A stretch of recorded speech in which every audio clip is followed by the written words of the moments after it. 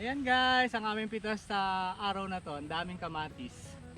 Bigat na bigat si Bilog.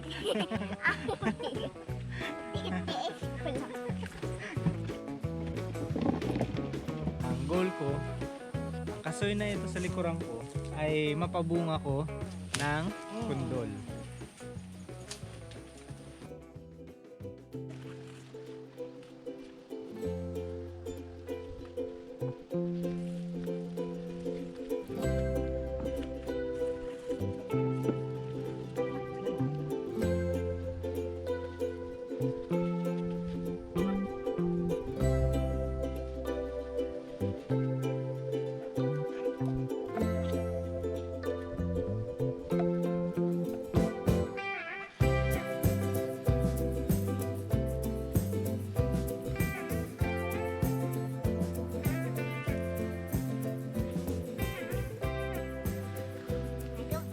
Ang dami nang napitas ni Bilog. Ayan guys, kasama ko ngayon si Bilog na namimitas ng aming mga kamatis. Hinog na yung aming mga kamatis na pahinugin.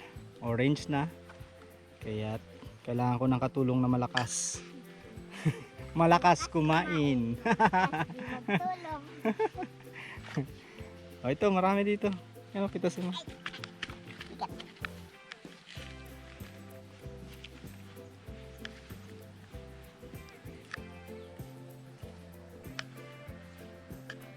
Kalabasa.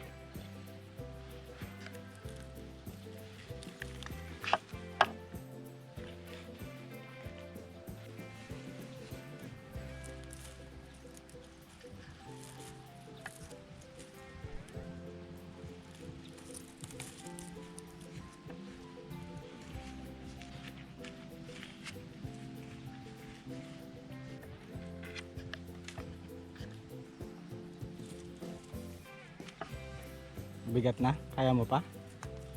Ayan, malakas ako. Dito na lang sa kabila. Puno na yung lalagyan ni Bilog. Nagalabasan na. Puno na, puno.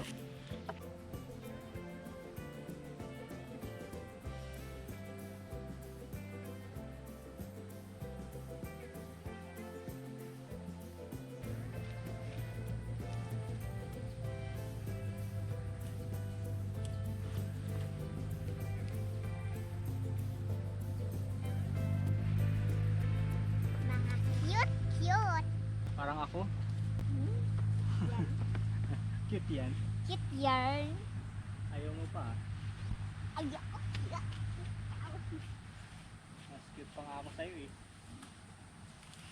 Sigurado. Bakit ka may sinop? Siguro nagnakaw ka ng itlog.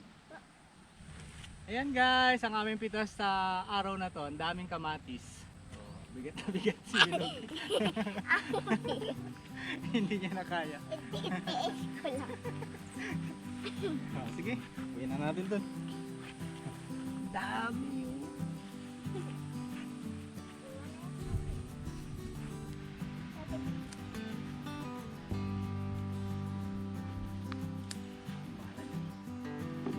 Atras. Atras po. Po. Po.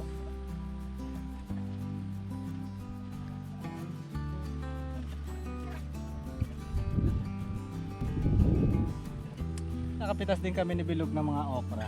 Ayan, dito sa konting puno ng mga okra na ito. Bago lang namumunga, kaya konti pa lang. Pero sa mga susunod yan, marami na. Next nating pipitasin ay ampalaya.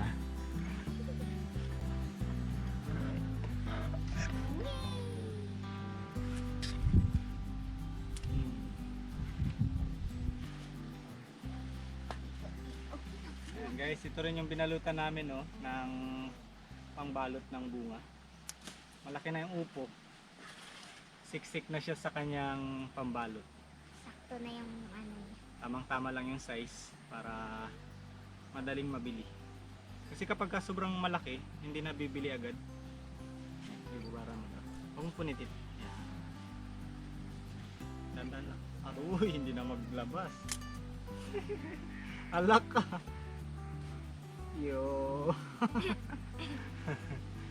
Ganda, makinis. Urog na yung okra sa kampalaya. Napakalaki na nito. Oh. Hindi na magkasya palabas. Charan! Oh, maganda Kala siya. ko malaki. Maliit. Malaki na rin yan. Yung laki-laki. Maigsi lang. Ano yung may... Maigsi lang. Ang dami niyang Ay, kulot-kulot. ito. Oh. Kalaki. Oo. Hindi mo kagad sinabi sa akin. Ay, hindi ko kasi nakita. Kita mo to. Ayan, oh, mas malaki. Ano to? Sige. Yeah. Tiga. Ako nga daw. Ako daw. Baka madama yung ampalaya. Baka mabali. Ganyan, no? Oh, di ba? Ayan, nakadagdag pa ng kalabasa. Maliit siya.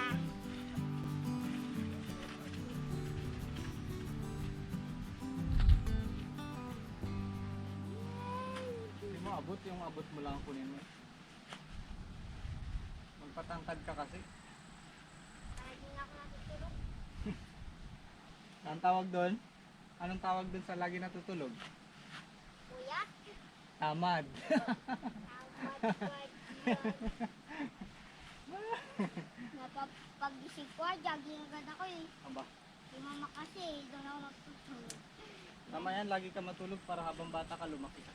Agad. Mukhang ngipin mo lang ang lumalaki. Here we go! One talong. Talong. One Okra yan. One Okra. talong.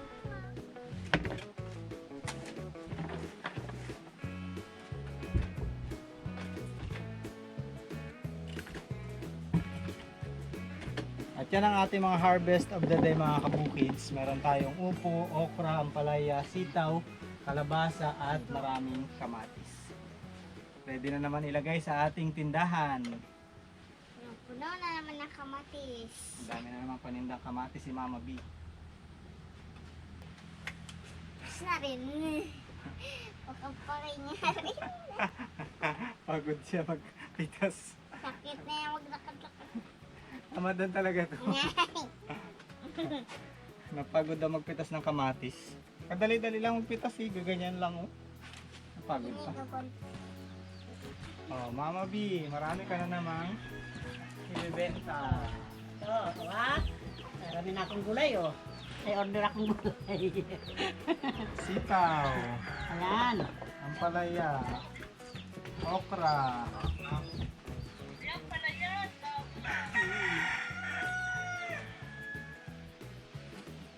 Meron pa. Meron pa. Kuha ka. Oh, upo at kamatis.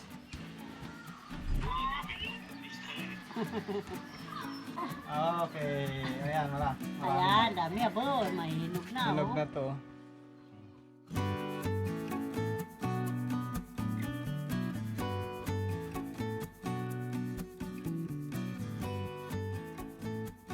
Nandito po ako ngayon sa ilalim ng puno ng kasoy. At ngayon po ay tagbunga na naman ng kasoy. Kaya marami na naman po silang mga bulaklak. Kahit sa araw po na ito, ang goal ko, ang kasoy na ito sa likuran ko, ay mapabunga ko ng kundol. So paano ko ba gagawin yun? At katulad po nito, mayroon pong bunga ng kundol yung aming kasoy dito. Sana yun? Ayun oh. Ayan. Napabunga ko na siya actually ng kondol.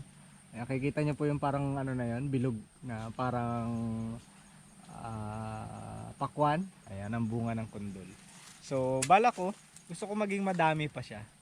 Since ito po yung kasoy na to ay seasonal naman namumunga, gusto ko magkaroon pa siya ng another purpose. Kaya bala ko po magtanim dito ng kondol. So, yun, para mapabunga ng kondol, magtatanim pa ako dito ng mga puno ng kondol. Lalagyan natin. Tapos ito na po yung magsisilbing gapangan nila. Katulad nung una kong ginawa. Na ayun. So wala na siya eh. Lipas na yung pamumunga niya. Kaya magtatanim ako ng bago dito. Dahil nga po yung kondol ay parte ng bahay ko busong.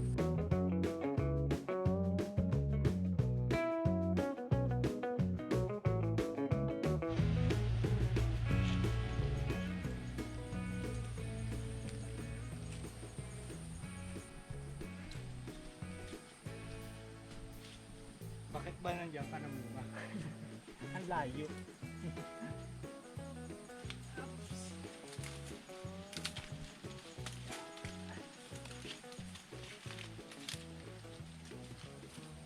Huli ka.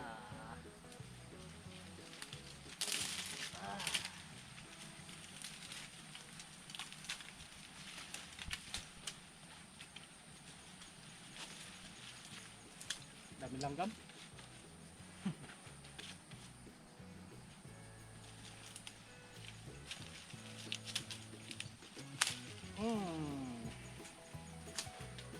Magulang na yung kundulo, marami ng pulbos. Ayan, nag-iisa na lang siya mga kabukids. Nung nakaraan, marami yan sila dito. Ito na yung last. Ayan, tuyo na rin yung kanyang puno.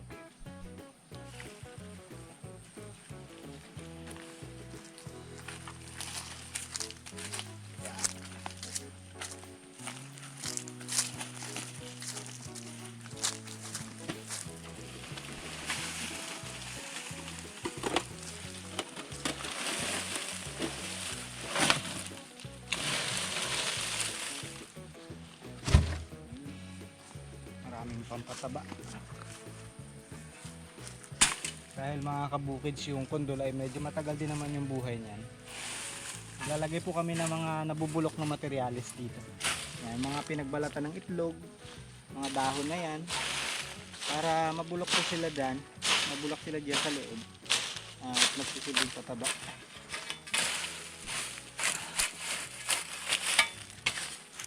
Pati yung mga maliliit na kahoy-kahoy na ganito, oh. Ayan, maganda yan kapag ka nabulok, matagal siyang mapapakinabangan ng halaman.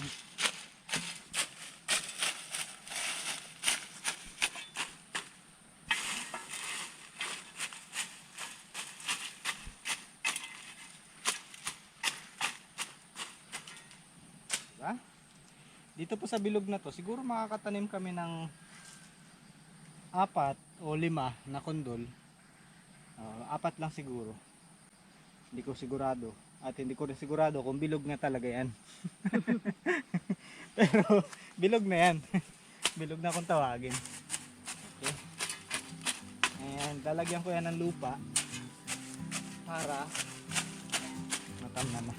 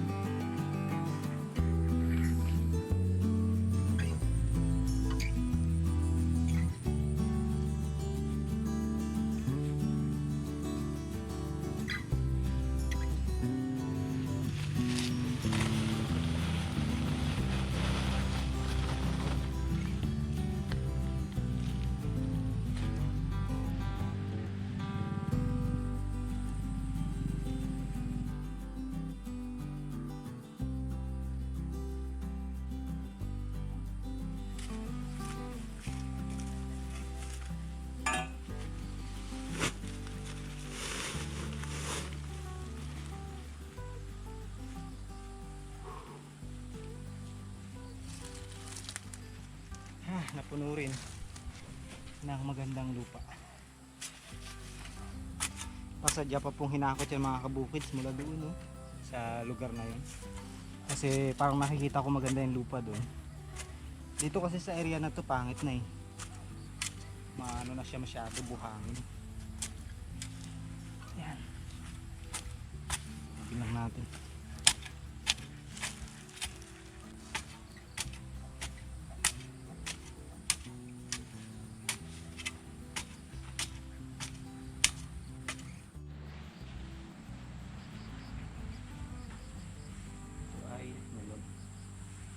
Mga kabukids, marami na naman po ako mga pasunod na patubong pananim na for transplant na naman, katulad nito mais. Yan, marami na naman sila. Ito naglagay ulit ako dito ng ano to ng pak choy. Ito sibuyas. Ito naman ay singkamas. O, di ba? Lumaki na yung singkamas. Nung tagulan ay hirapan po akong patubuin yung singkamas, pero ngayon madali na siyang patubuin. Ito, kamatis ulit. Tapos yun ay carrots. Marami na tayong melon. Ito ay sigarilyas ulit. Ito ay siling pansigang. Yan, yung singkamas. At ito po yung itatanim natin. Tamang-tama lang din, 4 na piraso din sila. Yung kondol.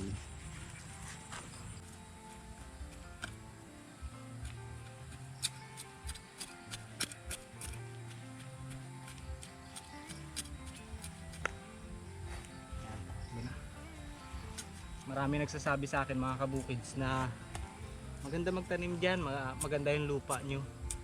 Actually, yung iba po dyan ay pinapasadyaan ko talaga katulad nito para syempre may magandang result.